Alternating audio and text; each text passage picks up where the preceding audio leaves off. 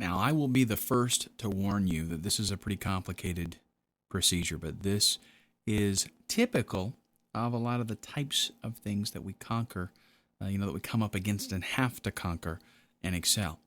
What we've done so far is we copied and pasted some text into this spreadsheet. And I did that behind the scenes, but it was just a pretty straightforward copy and paste. The problem is all of the text here, the numeric values, they all had USD at the end of all of them. After we took that out, they now had all of, each one of them had a couple of spaces at the end, and they're formatted essentially as strings right now. So we still can't perform any math to them. Well, what we did is we went over here and we used the trim function, and we removed those spaces. But we're still really having a problem because, let me show you what happens here. The trim function is supposed to remove all the spaces, right? But sometimes, in cases like this, here's what we get. I'm going to do equal sign and value. Value is a function that converts a string into a numeric value. And if you were to select something like that and a closed parenthesis, look what I get. I get this dirty, rotten message that means that my formula is not working.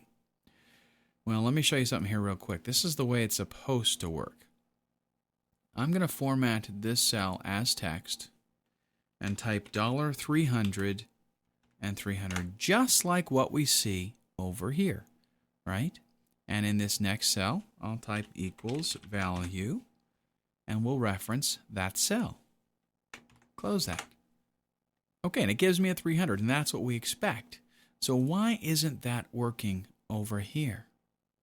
Well, because the value that's left in there is still not just the dollar with the 300 and, the zeros and stuff. And here's how we can tell. When I'm getting this number value with an exclamation, if I click on that cell, I get an exclamation drop-down. Click this and go to Show Calculation Steps. This will take you through the whole process so you can see what is really going on. And what you can see is that, in fact, I'll just start the evaluation over. We're referencing M3, which is what our formula says, M3. When this is evaluated, M3, when it's evaluated, it evaluates out to $300 with two spaces still. Okay? And then we continue to evaluate and we get the error. So the problem is that is still looking like it has two spaces. So trim did not eliminate the spaces. Here's how we're going to fix that. We're going to grab some of the other functions that we used before. And in fact, let's go ahead and we can delete all of these values because we don't really need them, because instead we're going to go ahead and reference this directly. Since trim's not doing it for us like it's supposed to, we're going to use something a little bit different. We're going to get a little creative. How about left? Because the left function allows, we know that the problem that we've got is two spaces on the end. The left function allows us to grab characters from the left side, however many characters we specify. So let's go left, and then we have to tell it what text we want to deal with. In this case, it's I3, and I'll just type it in there because it's pretty quick and easy to do.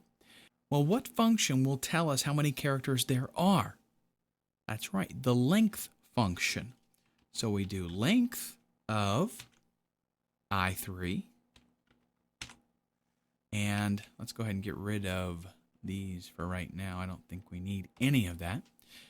But we don't want all of the characters, because if we do that, we pretty much get the same result as in it's going to just, it'll still have the two space characters at the end. So what we want to do is subtract two characters from the length of whatever that cell length is. So now it's going to go out, it's going to go to the left edge, and then however long this is, it'll subtract two characters because we want to get rid of those two spaces, and that's how many characters it'll give us. And it looks identical. It looks the same. The difference is, let me go ahead and wipe these out.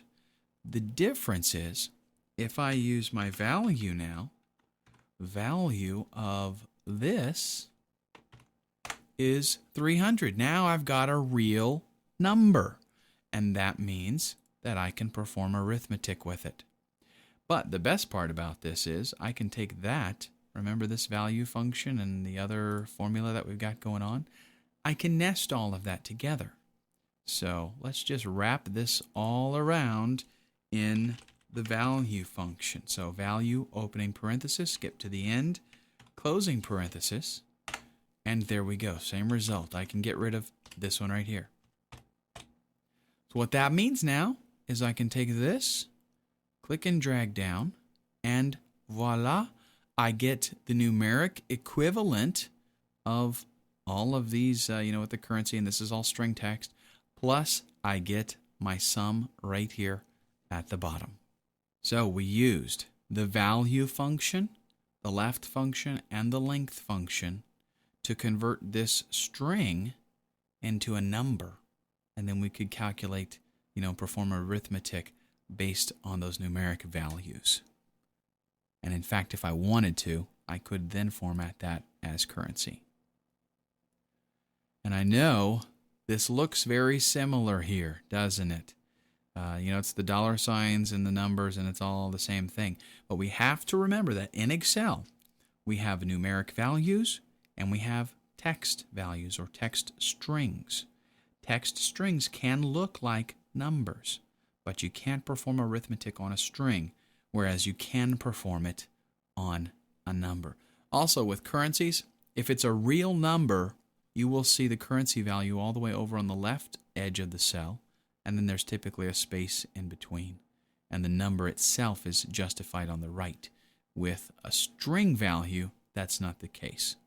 In the next video, we're going to start to look at interaction between multiple sheets, and then we'll move on to some more complicated math functions.